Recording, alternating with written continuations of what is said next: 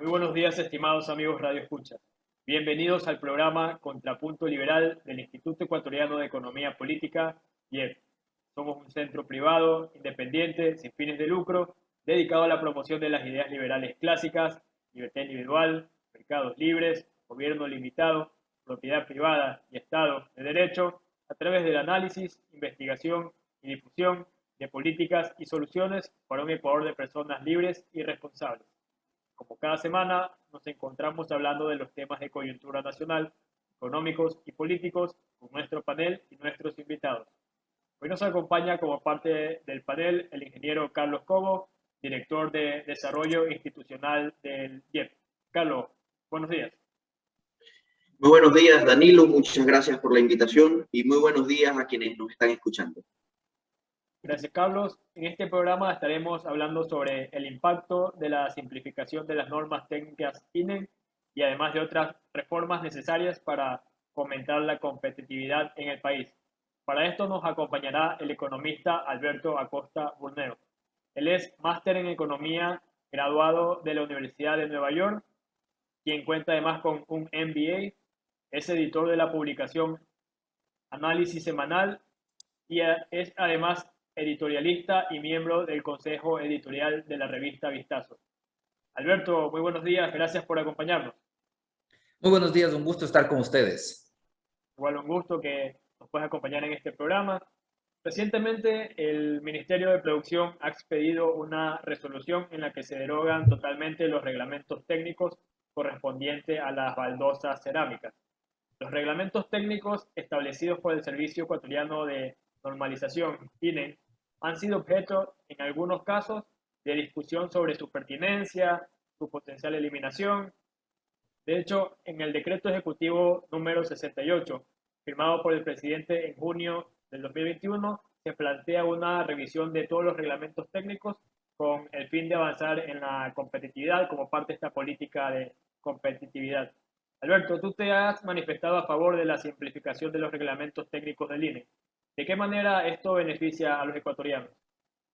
Bueno, hay que estar muy claros que este es un proceso de simplificación que incluye una cantidad importante de productos, no solo la cerámica, también se incluyó reglamentos y normas, reglamentos técnicos de frutas y vegetales en conserva, cárnicos, la cerámica, el café, hierbas aromáticas, aguas minerales, especies, salsas, aderezos, galletas, papas fritas congeladas, etcétera. Una cantidad importante de productos.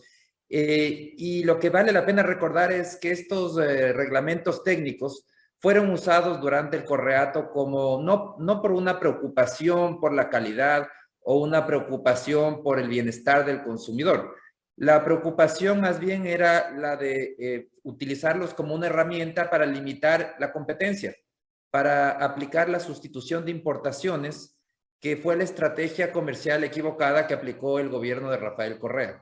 Entonces, los reglamentos técnicos lo que buscaban era limitar la oferta de productos desde el exterior y generar mercados cautivos para los productores nacionales. ¿Cuál es el resultado y por qué eso nos afecta a todos los consumidores? Porque al final del día significa menos oferta de bienes, precios más altos, mercados cautivos donde el precio interno es mucho más alto, productos que no tienen necesariamente mejor calidad, tienen menos competencia, no tienen que preocuparse por mejorar tampoco. Y al final del día los ciudadanos somos los que pagamos los platos rotos con precios más altos de los bienes y productos de inferior calidad. Por eso es que es tan importante esta simplificación. Esta simplificación lo que hace es poner en el centro al ciudadano y recordar a los productores que la función de ellos es servir eficientemente a los clientes. Para eso existen. Eso es lo que tienen que hacer, esa tiene que ser su prioridad. Y por eso es que yo creo que es tan importante esta decisión de seguir eliminando este tipo de reglamentos, porque habían perdido la naturaleza que tenían y eran más bien utilizados como mecanismos para crear mercados cautivos. Muy bien, economista Acosta, muchas gracias por estar aquí con nosotros. Quienes defienden el mantener estas normas, en su opinión, ellos manifiestan que esto busca garantizar la calidad en la producción nacional. Sin embargo, usted mientras hablaba menciona lo contrario y habla sobre que la eliminación de estas normas más bien es un paso para la competitividad. Seguir eliminando, o debería el gobierno pues seguir insistiendo en la eliminación de estas normas, justamente para ganar esa competitividad?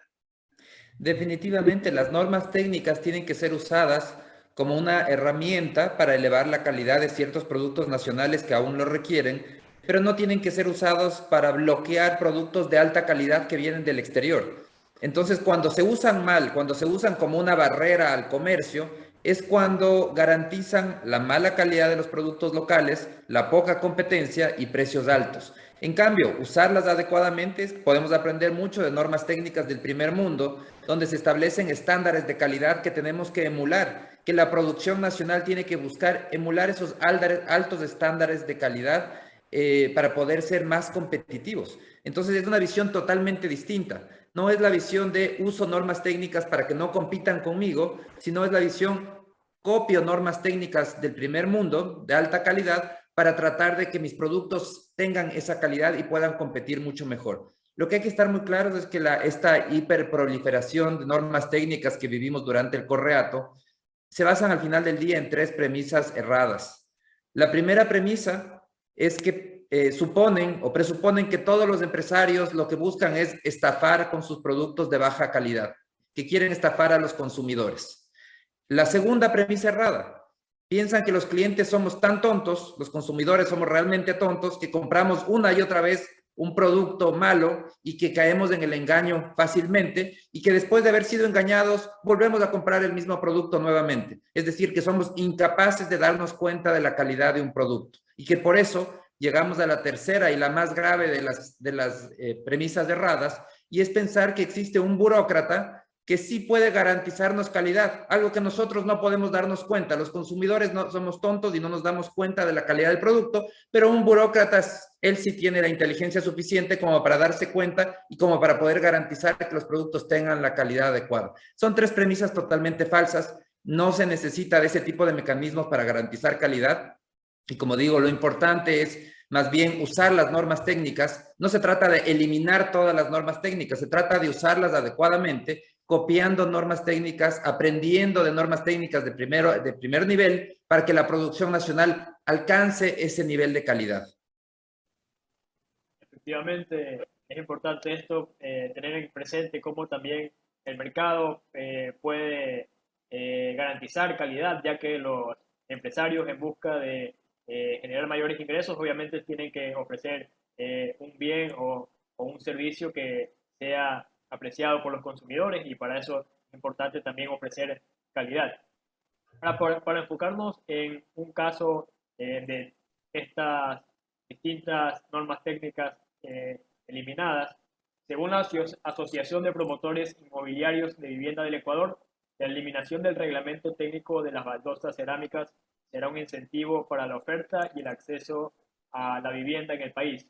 ¿De qué manera esto beneficia el acceso a la vivienda? Para enfocarnos en un caso y que así las personas que nos escuchan puedan tener una mejor dimensión de cómo la eliminación de estos reglamentos puede ser beneficioso. Bueno, la eliminación de estos reglamentos mal entendidos, mal hechos, porque se hicieron pensando en el objetivo de bloquear la competencia, cuando se los elimina, lo que se hace es permitir una mayor competencia. Mayor competencia va a impulsar también una caída en los precios, una mayor oferta de bienes y una caída en precios. Por eso es que la Asociación de Promotores Inmobiliarios aplaude esta decisión de simplificación de reglamentos técnicos, porque se da cuenta que va a permitir abaratar la construcción. ¿Quién gana de todo esto? Gana el consumidor, por un lado, porque va a tener mayor acceso, su presupuesto tiene un mayor poder de compra, pero va a ganar también en el largo plazo, va a ganar el productor, porque el productor va a tener que esforzarse para mejorar su calidad, para seguir siendo la opción preferida por el público. Entonces, el desafío aquí es seguir mejorando la competitividad, lo que hablábamos hace un momento, y la competitividad no se logra, más bien se la destruye con mercados cautivos, con trabas al comercio. Ese no es el mecanismo de lograr competitividad, y lo que tenemos que recordar es que al final del día, el comercio se basa en un intercambio voluntario, en donde las dos partes tienen que estar contentas. Y por eso es que un empresario, si existiera algún empresario, probablemente exista ahí, que diga yo quiero engañar a los consumidores, bueno, ese empresario no va a durar mucho en el mercado. Eventualmente los consumidores nos vamos a dar cuenta de su engaño y vamos a dejar de comprar sus productos. Por eso es que el incentivo que existe en el mercado, un mercado que se basa en un intercambio voluntario, el incentivo es a servir mejor, porque el que sirve mal desaparece del mercado. Claro, esto no sucede cuando entra en la ecuación el Estado con su poder de coerción. Cuando el Estado nos dice, yo solamente autorizo que este sea el único proveedor que les puede dar este producto. Entonces, los consumidores no tenemos más alternativas y nos quedamos a merced de un productor que puede decir yo para qué voy a mejorar la calidad o para qué voy a dar un producto de calidad si igual no tienen otra alternativa que comprarme a mí. Pero esos son los problemas que se generan justamente por esa creación de mercados cautivos. Entonces, el desafío es seguir abriendo la competencia y eso va a impulsar a su vez una creación de mayor competitividad porque los productores locales en una sociedad basada en un intercambio voluntario de bienes van a tener que esforzarse para ser los escogidos. Si no lo hacen, los clientes escogerán a otros productores. Entonces los incentivos quedan perfectamente alineados y los incentivos se ponen precisamente para impulsar competitividad. Siguiendo con este tema, y tal como usted lo ha mencionado, la eliminación de las normas INEN pues vienen de la mano con mayor competitividad. Sin embargo, y en su opinión, lo que usted ha podido analizar, a medida que el gobierno debería ir eliminando estas normas INEN, ¿qué más hace falta? ¿Qué más se debería seguir haciendo a la par para justamente ganar esa competitividad de la cual usted menciona? Sí, bueno, el país tiene muchísimo por hacer para mejorar competitividad. Una primera medida que debería adoptar es profundizar esta guerra al trámite. La simplificación de normas técnicas es un paso dentro de esta estrategia mucho mayor, porque el trámite no solamente está en las normas técnicas, está en todos los permisos, la tramitología que existe, que implica costos y tiempos. Emprender en el país es realmente de valientes. Entonces necesitamos una simplificación total, radical en los trámites, simplificar la vida de las personas, de los emprendedores, que la acción humana sea mucho más sencilla, con menos trabas. Entonces ese es un gran desafío. Hay ejemplos, veamos cómo son los costos notariales en este momento. Eso es parte de esa hiperregulación y trabas que existen para emprender. Entonces hay que trabajar en la guerra al trámite. Segundo tema, también para buscar crear competitividad tenemos que seguir abriendo mercados, porque no es posible que producir en el Ecuador sea tan costoso, porque los insumos tienen todo tipo de aranceles, todo tipo de trabas, existe una oferta limitada. Cuando abrimos mercados para enviar productos, para que nuestros productos no paguen aranceles en ese mercado de origen, ahí se construye competitividad en las exportaciones y también se construye competitividad en la producción local, porque permite reducir los costos de los insumos que importamos. Entonces, tenemos que seguir insistiendo en la apertura de mercados y en eso el gobierno también está trabajando. Eso es muy importante. Entonces, esos son parte de esos temas. Reformas adicionales. También hay que trabajar en internacionalizar el mercado bancario. Tenemos que tener competitividad financiera. Y esto implica crear una normativa bancaria moderna que permita el ingreso de la banca internacional. Esto implica además la necesidad de eliminar el ISD que bloquea el flujo de capitales. Necesitamos liberalizar el flujo de capitales para beneficiarnos del ahorro que existe en abundancia en el exterior y que existe en escasez en el país. Si nos enlazamos a los flujos de capitales, vamos a poder lograr ese flujo, atraer capitales, atraer ahorro externo y tener una mayor disponibilidad de crédito y una mayor disponibilidad y una mejores condiciones, tasas más bajas. Efectivamente. De hecho, también hay índices internacionales que, bueno, califican la competitividad. Uno de ellos es el reporte global de competitividad del World Economic Forum, en el que Ecuador, por ejemplo, en cuanto a barreras arancelarias, se encuentra en la posición 118. O sea, hay 117 países más competitivos que Ecuador y es todavía peor en cuanto a la prevalencia de barreras no arancelarias y aquí entra, creo, este tema que estamos conversando de los reglamentos técnicos. Me una serie de otras trabas que existen para el comercio. Pero ya entrando a este tema del comercio, Ecuador está avanzando en el acuerdo comercial con México. De hecho, durante la semana anterior hicieron reuniones en el país norteamericano en el que delegados del Ministerio de Producción y además de empresarios se reunieron con sus pares mexicanos. Sin embargo, ha existido el reconocimiento incluso de los mexicanos mismos de cómo ciertos productos como el banano y el camarón es un tema sensible para ellos. ¿Cómo ves este acuerdo? ¿Crees que pueda llegar a concretarse? Además, ¿cuál crees que debería ser la estrategia para estas trabas, como por ejemplo los productos estrellas ecuatorianos que encuentran dificultades para ingresar a este mercado? Bueno, en toda negociación comercial nada está acordado hasta que todo esté acordado. Entonces, hasta que no se termine toda la negociación, no podemos decir cuál fue el resultado. Y en toda negociación existen productos rehenes. Es normal que cada país, cuando entra a una negociación, diga, estos productos son los productos que yo no quiero que entren, estos yo quiero ponerlos de un lado. Y generalmente se escogen como estrategia aquellos productos que más le interesan a la otra parte, para poder tener una fuerza de negociación después. Entonces, yo creo que hay que tener paciencia y hay que ver cómo se va a lograr el acuerdo. Definitivamente, por supuesto que existen mecanismos para llegar a un acuerdo que sean mutuamente ventajosos, y esos son los que tienen que ser encontrados a través de un proceso de negociación. Un proceso en el que, como menciono, a las partes, las dos partes, de hecho, deberían decir, no, esos productos yo no acepto, y tienen que ser precisamente los productos más importantes para la contraparte. Pero ese es el proceso de negociación. Una vez que se llegue a un acuerdo total, yo creo que este acuerdo con México va a ser beneficioso para el país y además va a ser la puerta de acceso a la Alianza del Pacífico, que a su vez es una plataforma para poder integrarnos con el Asia.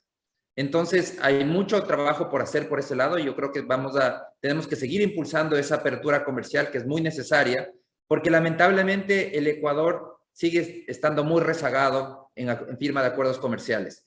Los aranceles, y el resultado es que los aranceles en el país son mucho más altos en promedio que en otros países. ¿Qué significa eso en palabras sencillas? Significa que en el Ecuador los ciudadanos pagamos caro por todo lo que compramos. Mucho más caro que lo que pagan los países vecinos. La cifra exacta no la tengo en este momento, pero la relación va como que el arancel promedio en el Ecuador es alrededor de un 7 u 8%, mientras en los países vecinos es del 3 o el 4%. A ese nivel estamos hablando de la diferencia de aranceles, y eso marca también la diferencia en lo que pagan los ciudadanos. Por eso es que esta apertura de mercados es importante para abaratar la vida de los ciudadanos y también para impulsar la construcción de competitividad en la producción ecuatoriana. Así es, economista. El gobierno nacional, de hecho, desde que se posiciona, mencionado para ellos la importancia justamente de abrirse al comercio internacional, de abrirse al mundo, es decir, ellos han puesto su meta de más Ecuador en el mundo, más mundo en el Ecuador. Si bien se ha trabajado y está muy avanzado el tema del tratado comercial con México y la entrada a la Alianza del Pacífico, también se ha mencionado la importancia de la firma de tratados comerciales con Estados Unidos, con Rusia, con China y con otro número de países. ¿Cómo ve usted esto? ¿Cree que esto pueda avanzar? ¿Y cuáles serían los beneficios para los ecuatorianos que nos están escuchando en este momento, el que el Ecuador empiece a irse a estos mercados? Bueno, el Ecuador está buscando acuerdos comerciales con varios países y el desafío en este momento, bueno, la principal urgencia para el país es México, esa es la prioridad, pero ahí todavía hay temas que deben ser solucionados, entre ellos esta decisión de la Corte Constitucional que se lavó las manos, una decisión del 12 de enero, en la que se lava las manos en la determinación de la constitucionalidad de la firma de tratados bilaterales de protección de inversiones. Porque de la mano del acuerdo comercial viene la protección de inversiones. Y el Ecuador, a través de la Constitución de 2008, bloqueó la alternativa de arbitrajes internacionales, algo que es necesario en un país como el nuestro, en donde la institucionalidad es débil, en donde la justicia no es independiente. Entonces los inversionistas piden como mínimo para tener seguridad de invertir en el país, dicen necesitamos tener un tercero confiable, un arbitraje internacional. Pero la Constitución de 2008 lo prohíbe y con eso nos bloqueó de manera importante la posibilidad de recibir más inversión, de firmar tratados bilaterales de protección de inversiones. Hace algunos años la Asamblea hizo una consulta a la Corte Constitucional para ver si es que había algún mecanismo para poder aprobar este tipo de tratados bilaterales de protección de inversiones, y la Corte simplemente se lavó las manos, y significa que todavía estamos en esa incertidumbre si realmente vamos a poder o no firmar tratados bilaterales de protección de inversiones. Y eso nos bloquea la posibilidad también de más acuerdos. En la lista de los acuerdos hay más. Alianza del Pacífico es el siguiente. Una vez que firmemos con México, inmediatamente nos adheriremos a la Alianza del Pacífico. Con Estados Unidos, que es otra prioridad, nuestro principal socio comercial. El Ecuador, lamentablemente, no firmó un acuerdo comercial. Los productos ecuatorianos, hay muchos productos que tienen castigos para entrar a Estados Unidos. Cuando los productos de países vecinos no tienen esos castigos, los ecuatorianos pagan aranceles, es decir, se destruye competitividad de la producción nacional. Lamentablemente, para el gobierno demócrata que está en el poder en Estados Unidos, no es una prioridad la firma de acuerdos comerciales. Entonces, eso complica que mientras Biden sea presidente, haya la posibilidad de concretar un acuerdo. Con Canadá, esa es otra prioridad. Canadá quiere firmar un acuerdo comercial con el Ecuador. Pero definitivamente la prioridad de Canadá es un tratado bilateral de protección de inversiones, igual que para muchos otros países. Entonces, mientras no le hallemos una salida al tema de la protección de inversiones, se nos va a limitar muchísimo la firma de acuerdos comerciales. Con Rusia, que mencionaba, es urgente firmar un acuerdo comercial, porque ya perdimos los beneficios del SGP, de un sistema unilateral que tiene Rusia, y eso afecta principalmente al banano y el camarón, que ahora tienen que pagar aranceles, porque el Ecuador ya no es beneficiario de este programa, porque subió su grado de desarrollo. Estos beneficios tienen que ser sustituidos por un acuerdo comercial. Entonces, hay mucho trabajo todavía por hacer en materia comercial.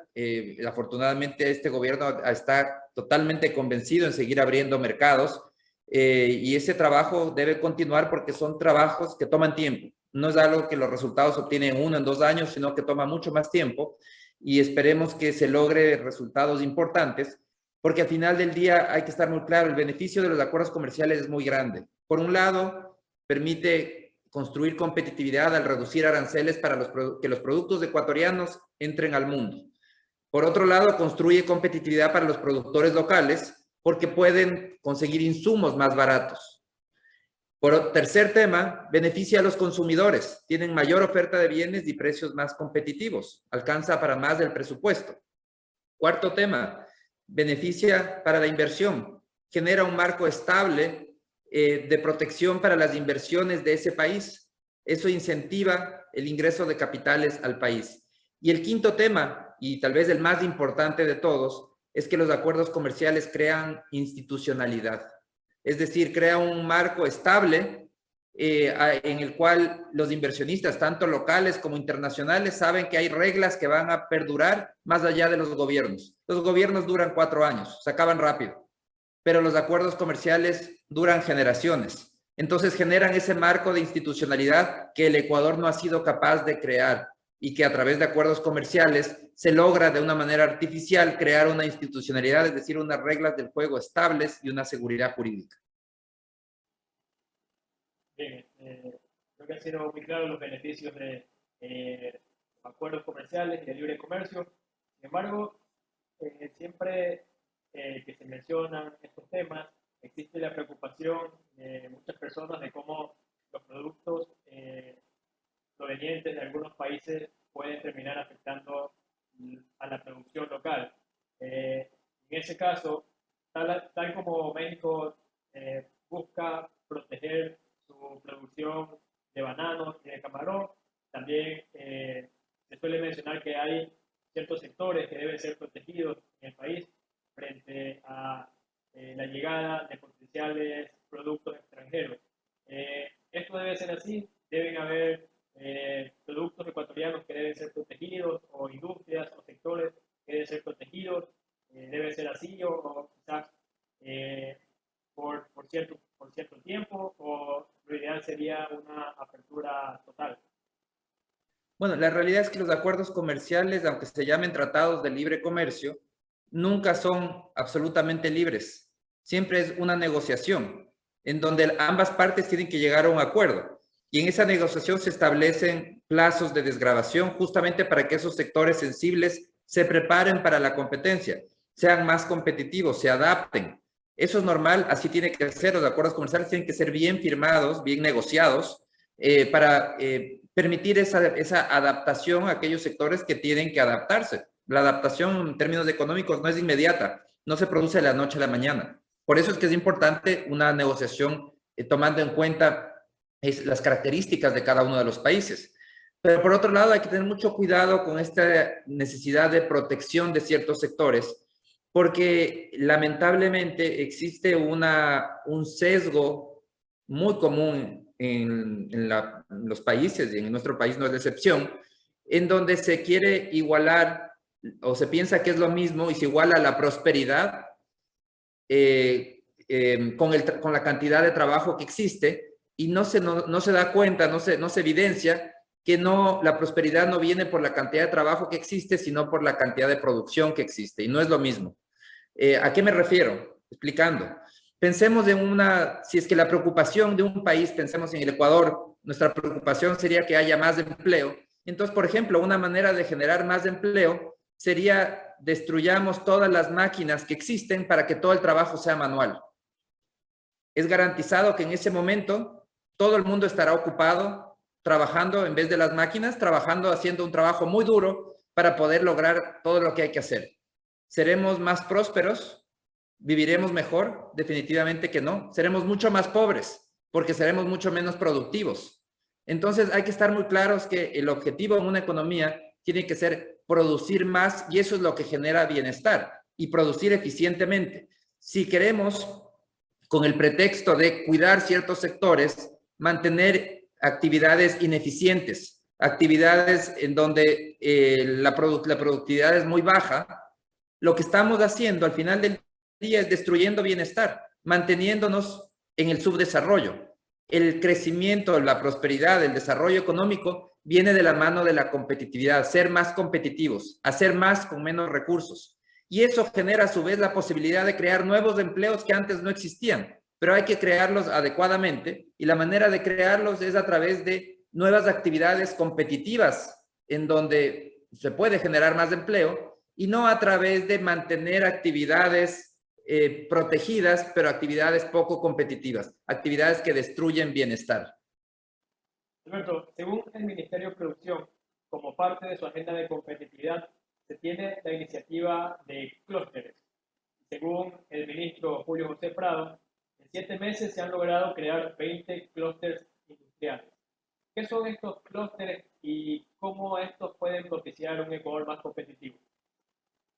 Bueno, los clústeres productivos son grupos de productores afines, de instituciones afines a un determinado sector. En los clústeres productivos participa la academia, participa el Estado, participan los productores. Son espacios para poder pensar cómo sacar adelante los distintos sectores, identificar las trabas, las barreras e impulsar el desarrollo de ese sector.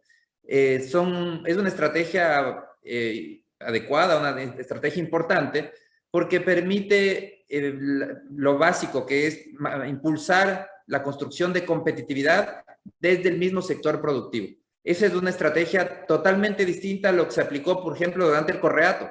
Durante el Correato había un grupo de burócratas que creían que tenían la capacidad de identificar en dónde el Ecuador sería competitivo, que podían planificar por la sociedad y que a través de esta planificación nos iban a llevar a la prosperidad. Entonces ellos dijeron, por ejemplo, que el Ecuador tiene que ser petroquímica, astilleros y una cantidad de cosas que se inventaron, pero que no tuvieron ningún sustento.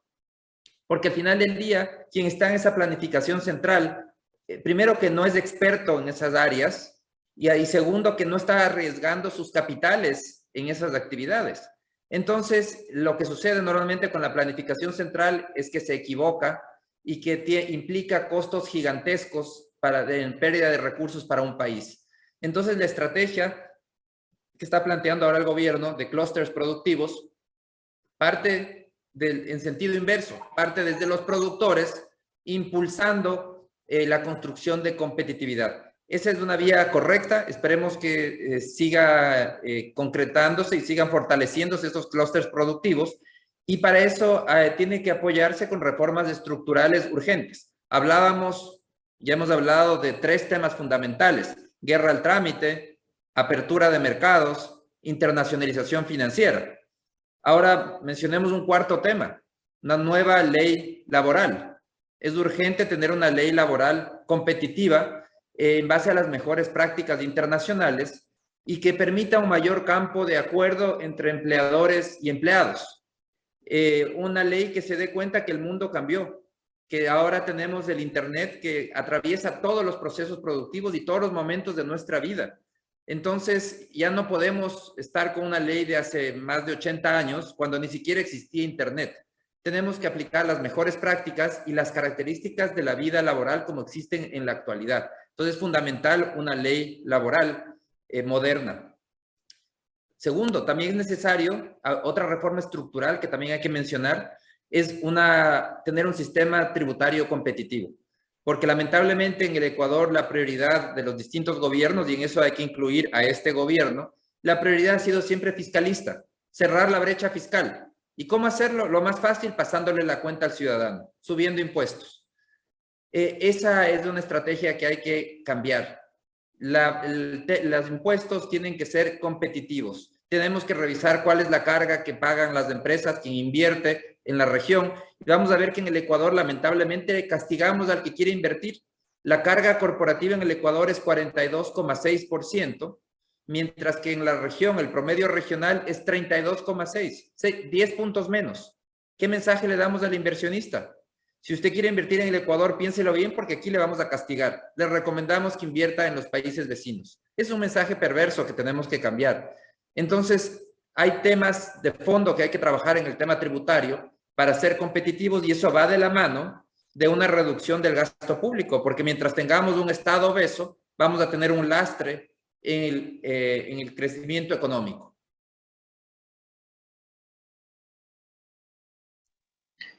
Alberto, mientras usted hablaba, de hecho yo quiero primero aprovechar para complementar un poco lo que usted mencionaba sobre el tema de la reducción del gasto. De hecho, porque lo primero que muchos suelen decir es que al hablar de reducir el gasto, pues se habla de reducirle el presupuesto a la educación, sea a la salud, o reducirle el presupuesto tal vez a la policía, a la fuerza pública. Sin embargo, primero aclarar que eso es totalmente falso. Aquí lo que se busca es priorizar justamente ese tipo de inversiones, es decir, que las inversiones lleguen donde se necesitan, a la salud, a la educación, a la seguridad ciudadana, y que no se pretende eliminar ni bajarle su presupuesto, sino todo lo contrario, que todos los esfuerzos del gasto sean destinados justamente a ese tipo de actividades.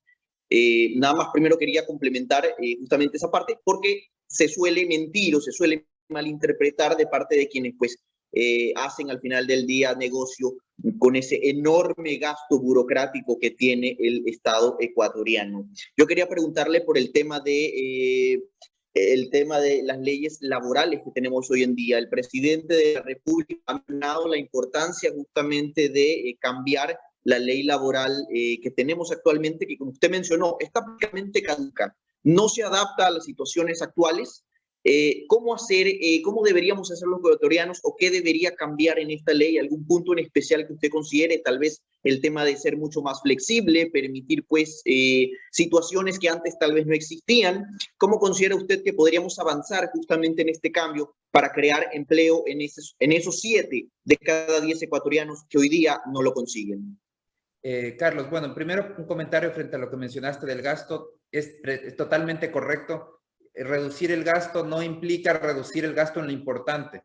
Reducir el tamaño del Estado implica gastar mejor, implica que haya más recursos para lo verdaderamente importante: salud, educación y seguridad. Y la manera de que haya más recursos para esas actividades es dejar de gastar en aquello que no es prioritario, es darle calidad al gasto, darle transparencia, menos corrupción.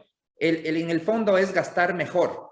Ese es el objetivo. Y cuando uno dice hay que reducir el tamaño del Estado, hay que poner en orden el Estado, lo que se está buscando es un Estado que sea eficiente, que sirva al ciudadano, y no lo que tenemos ahora, que es realmente una perversión, que son ciudadanos al servicio de un Estado, y un Estado al servicio de los contratistas, de los compadres, de quienes logran jugosos contratos y acuerdos entre privados. Entonces, eso hay que tener muy claro. No se trata de reducir los servicios de salud, se trata de exigir calidad en los servicios de salud, exigir calidad en la educación, en la seguridad, porque no podemos contentarnos con los servicios mediocres de la educación pública o la salud pública que existe en la actualidad.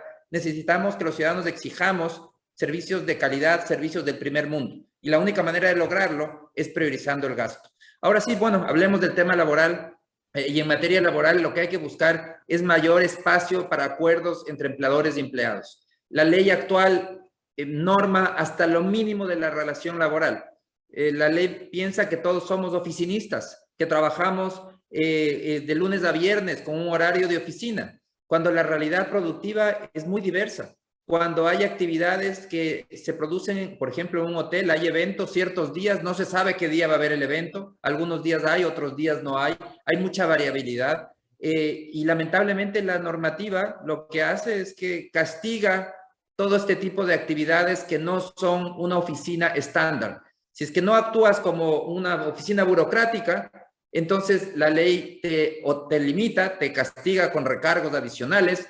No contempla, la ley no entiende que en el mundo real existe mucha variabilidad en la producción, que la producción no es estática, no es que todos los días se produce lo mismo. Hay ciclos en la semana, en el mes, en el año, ciclos mucho más largos, productivos. Y eso necesita que la ley laboral permita una mejor adaptación para ese tipo de características especiales. Entonces yo creo que en definitiva lo que necesitamos es una ley mucho más sencilla, que marque y ponga aquellas líneas rojas que no se pueden cruzar, pero que dé un espacio para acuerdos dentro de esas líneas rojas y que elimine ciertas aberraciones, como por ejemplo es la jubilación patronal. Una jubilación patronal que lo que hace es que se termine despidiendo al personal antes de cumplir 20 años. Es decir, destruye el empleo de la mayoría, porque apenas un 5% de los trabajadores reciben una jubilación patronal, el 95% no recibe una jubilación patronal. ¿Y por qué? Porque precisamente destruye esos empleos antes de que puedan recibir esa jubilación. Entonces, esos son temas de los que hay que trabajar. Tenemos que ir hacia mecanismos que permitan, por ejemplo, que quien estudia o quien trabaja en la casa, hace labores en la casa, pueda también en sus tiempos libres tener un empleo. Eso requiere de mucha más flexibilidad, porque toda esta rigidez que existe en la legislación actual lo que hace es eliminar oportunidades de trabajo para los jóvenes o para quienes se dedican a las labores domésticas. Entonces hay mucho por hacer para crear oportunidades laborales, porque lamentablemente la ley actual es una ley para una minoría. Es una ley que ampara a 3 de cada 10 ecuatorianos de la población económicamente activa. 7 de cada 10 no tienen el privilegio de estar amparados por la ley laboral actual. Un insumo que tenemos para, de alguna manera, conocer lo que se propondrá desde el gobierno en esta parte laboral es la ley Gran Oportunidades que se presentó en septiembre, pero que sin embargo no llegó a ser debatida en la Asamblea. Según lo que contenía esta ley en la parte laboral, ¿consideras que el gobierno va por buen camino en cuanto a sus propuestas en materia laboral? ¿Qué consideras que faltaba? ¿Qué otras cosas deberíamos tener en cuenta que no se empezaron a discutir en esta propuesta que existió y que pudiera ser una guía de lo que se viene con esta nueva ley que va a presentar el gobierno? Sí, el gobierno ha dado algunos lineamientos generales. Definitivamente lo que suceda al final depende de la negociación. Eso hay que estar muy claros. No hay, lo que ha dicho es que busca llegar a ciertos acuerdos, va a presentar una ley, un proyecto de ley para que la población lo discuta. Pero todavía no está definido qué va a contener, ni tampoco sabemos qué va a resultar de esa negociación. El gobierno ha dicho que va a dar alrededor de 3 meses para esa discusión. De lo que sí nos ha dicho, nos dice no se va a tocar el Código del Trabajo actual, sino que va a crear un marco distinto para esos 7 de cada 10 que no tienen un empleo formal. También nos ha dicho que se va a mantener los beneficios laborales del 13º, 14º, vacaciones, fondo de reserva, seguridad social. Y también ha indicado que quien quiera cambiarse de un régimen a otro tendría que liquidar al personal con un castigo. ¿Qué contendría el proyecto de ley según lo que ha presentado el gobierno hasta ahora? Un régimen laboral especial y alternativo, nuevas modalidades de contratación, es decir, un poco más de flexibilidad por ese lado, no ser tan rígidos como en la actualidad, eliminación de la jubilación patronal, cambio de la jornada laboral, que haya más flexibilidad en las horas de descanso y en la determinación de en qué momento trabajar, y eliminar el recargo que existe en la actualidad de un 35% por la contratación eventual, porque eso encarece muchísimo también la producción y destruye opciones de contratación de personal. En cuanto a este tema de competitividad que hemos venido hablando, el aumento del salario básico que se ha establecido para este año le resta competitividad al país, ya que las empresas ecuatorianas tendrán costos salariales más altos y Ecuador, de hecho, ya es uno de los países de la región con el salario mínimo más alto. Si se llegasen a concretar estas reformas laborales, que llegase a existir más flexibilidad, ¿crees que esto de alguna manera pudiera aminorar este incremento de la competitividad atado al aumento del salario? Sí, hay que estar muy claros. Aquí el objetivo que debemos tener, el objetivo de política pública es tener salarios cada vez más altos. Ojalá que algún día tengamos los salarios de Suiza o más allá. Pero hay que estar muy claros que para lograrlo no podemos olvidarnos que el salario es lo que recibimos por nuestra contribución a la producción. Entonces, para poder tener el salario de Suiza, tenemos que contribuir a la producción como contribuye un trabajador en Suiza. Es decir, es necesario elevar la productividad del trabajo. Ese es el secreto del salario. Entonces, el salario no es algo que se fija porque el presidente sea buena gente o mala gente. No es un número arbitrario, no es un valor arbitrario. Es el resultado de la contribución que hace cada trabajador a la producción y de la productividad marginal del trabajo. Entonces, el desafío del país es elevar la productividad del trabajo. ¿Y cómo se lo logra? Tenemos que trabajar en incentivar más inversión. Elevando la cantidad de máquinas, de equipos que existen, el trabajador rinde mucho más. Pensemos en un ejemplo sencillo. Una fábrica en donde se produce con máquinas de coser Singer de pedal de hace 50 o de hace 100 años, probablemente se avance a hacer 3 pantalones al día cada trabajador. Si en cambio se hace con una máquina mucho más moderna, tal vez cada trabajador produce 50 pantalones al día. Entonces se ha elevado la productividad del trabajo y eso permite a su vez un pago de mejores salarios. Y ese es el desafío entonces en materia laboral, es seguir trabajando en la productividad y no quedarnos solo en una fijación política de salarios que si es que no está justificada por un incremento en la productividad, el resultado es destrucción de empleos. Menos personas trabajando porque lo que cuesta contratar a esa persona no está justificado con lo que produce o con lo que rinde en la producción esta persona. Listo. Usted ha mencionado algo importante que es el tema de las inversiones. El gobierno debe insistir en la inversión privada como motor de la economía. Yo quería preguntarle, para esto, por ejemplo, hace pocos días se permitió que es la importación privada de combustibles derivados de hidrocarburos, biocombustibles y gas natural, al punto en que el presidente Guillermo Lasso firmó un decreto que permitió eliminar el impuesto a la salida de divisas a este tipo de importaciones para que puedan competir con Petroecuador. Esto es tal vez un paso importante para la competitividad del Ecuador. ¿Debería el gobierno seguir insistiendo en este tipo de prácticas justamente para que haya más competencia, más entrada, pues, o que sea el sector privado el encargado de este tipo de actividades? Y aún así, para el resto, obviamente, de actividades de la economía del Ecuador. Es decir, mi pregunta ¿va el Ecuador por buen camino en ese sentido? Bueno, yo creo que sí, este paso es muy importante, es un paso pequeño realmente porque el sector privado en la actualidad solamente podría entrar a importar y a proveer de gasolina súper. Es la única que no tiene subsidio, la única que tiene un precio liberado. Entonces es un mercado todavía reducido pero de manera simbólica es un paso gigantesco, porque es empezar a abrirnos a la participación privada y a la competencia.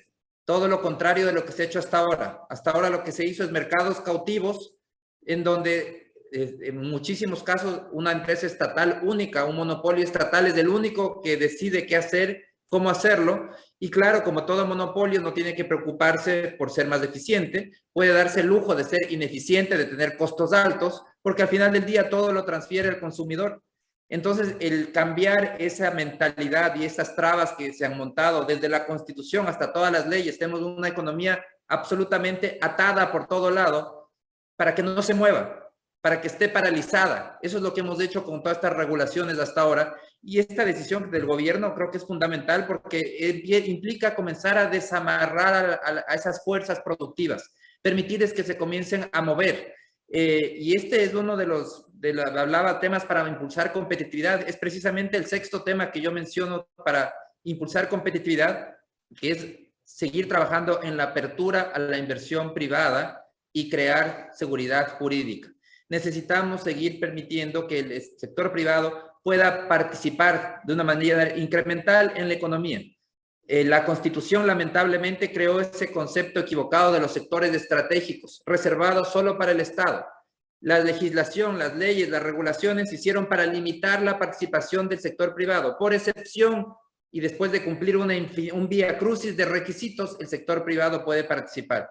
El resultado es que estamos con una economía anquilosada. La realidad es que el Estado no tiene los recursos para desarrollar muchas de esas actividades, ni tampoco tiene el conocimiento. Y tercero, sin competencia, tampoco lo va a hacer bien. Entonces, este paso hacia la apertura privada, no solamente en el tema de importación de combustibles, el gobierno ha hecho algunos decretos ejecutivos para marcar la misma ruta en la minería, en el petróleo en general, a todo nivel, desde la extracción de crudo, el transporte, la comercialización, la refinación, es decir, abrirnos a la inversión. Eso va a permitir, cuando comience a rendir frutos, va a permitir que la economía despierte, que las fuerzas productivas despierten y veremos cómo eso comienza a generar empleo y cómo comienza a generar bienestar al liberarnos de todas estas correas que nos tienen que tienen al sector productivo detenido. Ecuador se venía reactivando poco a poco. De hecho, el Banco Central del Ecuador hace poco mencionaba cómo finalmente el país terminó creciendo aproximadamente 4% en el 2021, cuando antes había proyectado un crecimiento de 3.5%. También en cuanto a recaudación tributaria, hemos visto cómo ya en algunos meses se han superado ciertos valores prepandemia. Sin embargo, ahora se han establecido nuevas restricciones frente a la aparición de esta variable Omicron y la proliferación de esta en el país. ¿Cómo evalúas estas medidas? ¿Crees que son correctas, son necesarias? ¿O consideras que se debía poner también el foco en esta reactivación? Vemos que nuevamente muchos sectores se ven afectados por estas nuevas restricciones. ¿Qué opinas sobre estas nuevas medidas del COE nacional?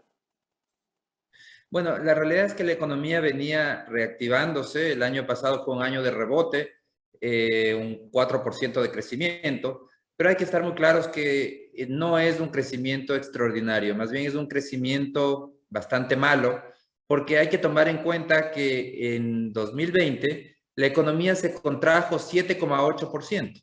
Entonces caímos 7,8, rebotamos 4, significa que todavía no volvemos a hacer lo que fuimos en 2019. Y la previsión para este año es de un crecimiento de 2,5%, lo que significa que este año tampoco volveremos a hacer lo que fuimos en 2019. Tendremos que esperar todavía hasta 2023 para retornar al tamaño de economía que tuvimos en 2019. Eso es algo que debe ser cambiado y el objetivo de la política pública es impulsar el crecimiento económico y para eso la manera de lograrlo es con las medidas que hemos mencionado para construir competitividad. Solo un país competitivo, un país con un entorno jurídico adecuado, va a permitir impulsar la inversión, la producción, la generación de empleo y lograr que superemos el tamaño que tuvimos en 2019, es decir, que superemos ya todo el impacto que hemos vivido de la pandemia. Ese es el gran desafío en el país. Las nuevas variantes que están del virus que están circulando definitivamente son una traba, porque provocan nuevas necesidades de confinamiento o de limitación en las actividades, sobre todo el tema de aforos que se está hablando y teletrabajo. Yo creo que lo que sí tenemos que ser muy cuidadosos y ojalá que en el país logremos superar esa visión de que los ciudadanos no podemos ser responsables, que los ciudadanos necesitamos de los políticos, que son los únicos adultos en la sociedad, supuestamente, para que hagamos lo correcto, que sin la coerción del Estado, los ciudadanos no vamos a saber cuidarnos, vamos a salir despavoridos a infectarnos y a infectar a todo el mundo con el virus y vamos a terminar muriendo todos masivamente. Yo creo que esa no es la realidad, ya es momento de dejar de infantilizar a los ciudadanos y es momento de obligarles a asumir responsabilidades. Y esto se logra dándoles también libertades. Es la única manera de asumir responsabilidades, es asumiendo, dándole la libertad de decidir, y el Estado tiene que comenzar a dar recomendaciones de cómo dicen los científicos que se debe actuar frente al virus, pero tenemos que ir superando esta histeria que tenemos en este momento, una histeria colectiva por la coerción. Los políticos se desviven por ver quién es más autoritario, quién grita más frente a los micrófonos, quién obliga más a la gente a hacer lo que él cree que es lo correcto. Y lo triste es que el público aplaude y dice, este es un gran político, cuando la realidad es que necesitamos ya superar ese esquema de coerción y pasar hacia un esquema de responsabilidad en donde nos cuidemos, incluso puede ser que mucho más que antes, porque sabemos que la responsabilidad del bienestar nuestro, de cuidar nuestra vida y del resto, está en nuestras manos. Efectivamente, y creo que es importante conocer que no hay una persona o grupo de personas con la capacidad de tener toda la información relevante para conocer qué es lo que mejor le conviene a cada persona, y por eso lo mejor es dejar esta decisión en el ámbito de cada uno. Bueno, quiero agradecerte, Alberto, por habernos acompañado esta mañana en este programa para hablar sobre estos temas tan importantes para el futuro del Ecuador, de las reformas que se necesitan para poder caminar hacia el crecimiento, hacia la prosperidad. También agradecerle a Carlos por habernos acompañado, a Radio Morena por el espacio y a todas las personas que nos han escuchado. Nos vemos el próximo martes en su programa Contrapunto Liberal. Muchísimas gracias, fue un gusto. Gracias.